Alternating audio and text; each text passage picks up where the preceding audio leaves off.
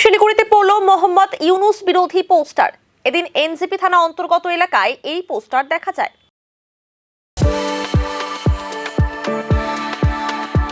We are the dreamers, the achievers, and the leaders. Come, join us today. বাংলাদেশে ভারতীয় জাতীয় পতাকার অবমাননা, হিন্দুদের ওপর অত্যাচারের ঘটনা বেড়েই চলেছে। ইউনুস সরকারের মদতে সেই দেশের মৌলবাদী শক্তি ভারত বিরোধী কার্যকলাপের সাথে যুক্ত হচ্ছে। ভারত বিরোধী মন্তব্য করছেন বাংলাদেশের মৌলবাদীরা। এর প্রতিবাদে সামিল হয়েছেন এপার বাংলার মানুষ। কিছুদিন আগেও শিলিগুড়িতে ইউনুস বিরোধী পোস্টার দেখা যায়। এরপর আজ ফের এনজেপির অম্বিকানগর থেকে ভালোবাসা মোড় পর্যন্ত রাস্তার বিভিন্ন জায়গায় লাগানো হয়েছে ইউনুস বিরোধী পোস্টার, যাতে মোহাম্মদ ইউনুসের ছবি রয়েছে এবং লেখা রয়েছে বাংলাদেশি জিহাদি সরকার।